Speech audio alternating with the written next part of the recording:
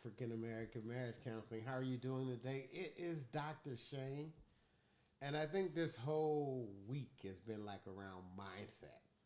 What is the mindset that successful spouses possess that unsuccessful spouses don't? And how do we become more successful? So today I'm going to give you the classic line I get from couples that come to see me. Doc, I'm right. They're wrong. How do you get them to get it? How do you get them to get it? So I wanted you to ask yourself, last fight, did you feel you were right or wrong? I'll bet you the cost of a session you felt you were right, and I bet you they felt they were right, and you felt each other was wrong, and you wanted them to get it. So today we're going to help you figure out how do you get them to get it, right?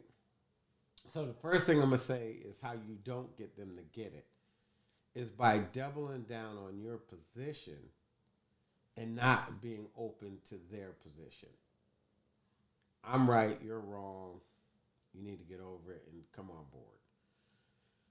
What happens in that case is the worst possible outcome because chances are they're saying something important and something that's crucial. And even if they're misled, even if, let's say they're wrong, they're saying something important to them.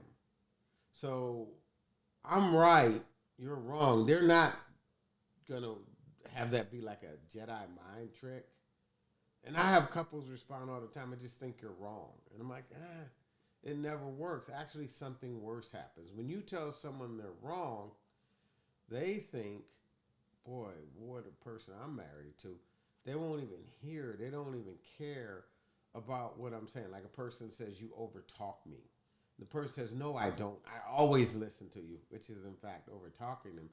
The person just says, okay, I'm not going to be heard in this marriage. Can I live with that marriage? A lot of people say no, and the process of checking out begins. So I want you to do the opposite. I want you to try and figure out what's right about what they're saying. It doesn't mean you're wrong. Doesn't mean you're wrong. But for us to move forward, we're going to have to go from being right to being effective. And being effective includes how we're both right. So let me give you an example. I had a couple come in recent housing purchase they were debating on making. One person says, hey, we should buy now. The other person says, are you crazy? Do you know what interest rates are?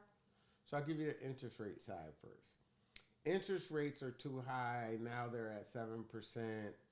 Boy, it's a horrible time to buy a house. I can't qualify, and I'm just scared. You know, we should just wait till the interest rates go down. Plausible argument. Makes sense. Other person says, well, rates may not go down soon. They may not. I'm paying just as much to rent. They may be. And if I buy now, I could get at a lower price because there aren't as many shoppers out there. There definitely are not. Plus, I own the asset, and when interest rates do come down, I could refi my house. I could get a lower interest rate on the loan amount.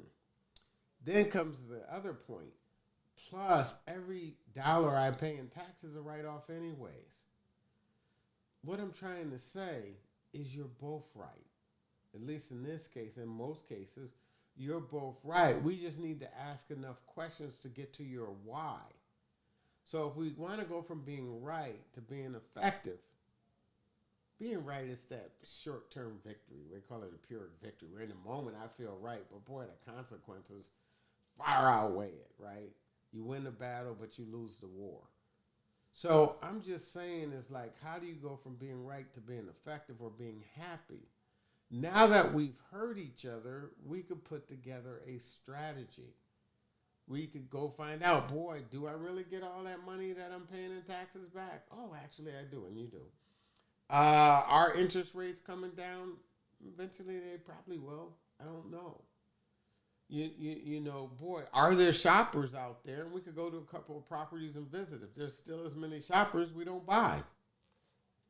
If there are a lot less shoppers and the seller's negotiable, we make a different decision. So I want just to say to you, telling them to just get how you're right and die on the sword is the worst thing that could happen, but it's what most people do. And I want you to say, I'm right, but you're right too.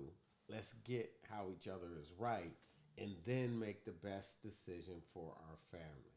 This is Dr. Shane. I thank you. As always, it's just great talking with you too. Put your comments in the box and I will respond to them. And I want you to think about a recent argument when you were right and you were trying to get them to get how you're right.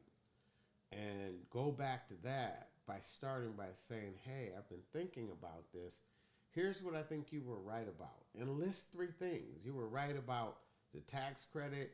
You were right about the fact that there could be fewer buyers out there and I could get a better price.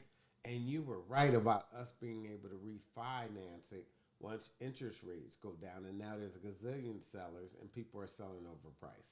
Anyways, Dr. Shane, always a pleasure. Thank you for being part of my community, African American Marriage Counseling in the Facebook group. And I look forward to seeing you again on Friday. Bye-bye.